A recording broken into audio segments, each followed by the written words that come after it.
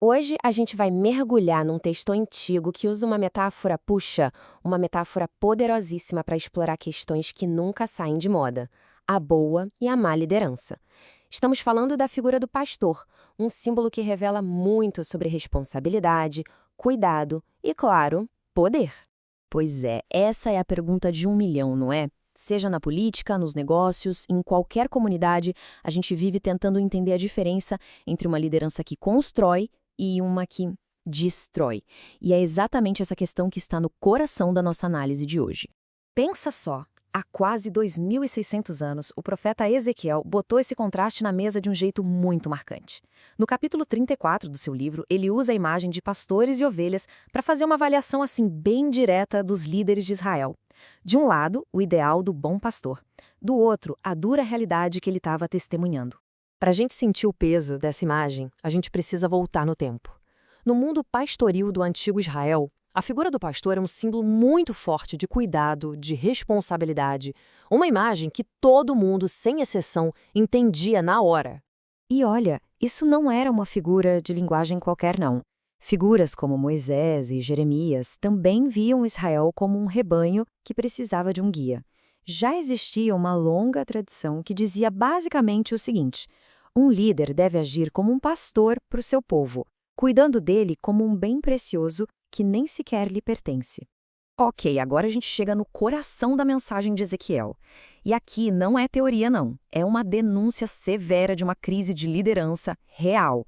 Uma condenação muito dura contra aqueles que, na visão dele, falharam completamente em seu dever. A primeira acusação é direta: puro egoísmo. Os líderes estavam totalmente focados neles mesmos. Usavam suas posições para ganho pessoal, invertendo completamente a lógica da liderança, que deveria ser sobre serviço. Uma falha que, convenhamos, ecoa em qualquer época. A segunda acusação aprofunda ainda mais a primeira. Eles eram exploradores. A imagem aqui é brutal. Eles tratavam o povo não como uma responsabilidade, mas como um recurso a ser explorado para o seu próprio enriquecimento. Uma dinâmica de poder que, infelizmente, não ficou lá no passado. E aqui vem a falha que talvez seja a mais condenatória de todas: a pura negligência. Ao não fortalecer os fracos ou buscar os que se perderam, eles simplesmente abandonaram sua função principal. E o resultado? O povo, o rebanho, se dispersou, ficou vulnerável, e para Ezequiel, essa foi a causa do colapso da nação. Então, o ponto crucial é esse. Os líderes não apenas falharam, eles perverteram o seu propósito. O que deveria ser proteção virou abuso. O que deveria ser cuidado virou exploração. Eles se tornaram o exato oposto do que um pastor deveria ser. E as consequências, bom, foram devastadoras. Mas bem no meio dessa ruína toda, a narrativa dá uma virada surpreendente. Diante dessa falha humana total, o próprio Deus declara uma intervenção pessoal para resgatar o seu povo. O que é muito interessante aqui é a força dessa declaração. A repetição do eu mesmo é super enfática. É como se Deus estivesse prometendo fazer, pessoalmente, tudo aquilo que os pastores humanos corruptos se recusaram a fazer. É uma promessa de restauração direta, soberana. E aqui o contraste fica claríssimo. Para cada falha dos líderes, Deus apresenta uma ação corretiva específica. Onde havia abandono, ele promete busca. Onde havia exploração, ele promete cuidado e descanso. É praticamente um manifesto completo de liderança servidora. E a intervenção não para por aí. Ela também promete trazer justiça social dentro do próprio povo. O texto não tolera a opressão nem mesmo entre as ovelhas, julgando aquelas que usam a sua força para prejudicar as mais fracas. A justiça divina, nesse sentido, é completa. A análise, então, avança para a solução definitiva que o texto propõe: a promessa de um futuro líder ideal, um que finalmente cumpriria o verdadeiro papel de pastor. E aqui surge uma frase-chave: meu servo Davi. É muito importante entender que isso é uma promessa messiânica, ou seja, a crença num futuro líder ideal, quase um herói, que seria enviado para restaurar a nação.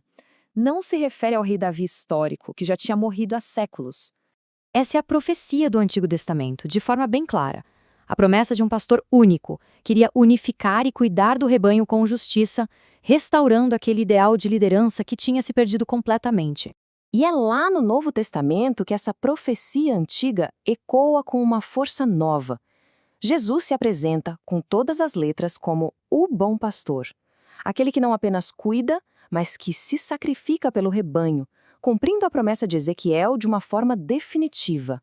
Então, vamos ao ponto final. No fim das contas, por que essa metáfora antiga de quase 3.000 anos ainda ressoa tanto? Por que ela ainda é tão relevante? A principal lição, talvez, seja esta: a verdadeira liderança não tem a ver com status ou com poder. No fundo, é sobre serviço.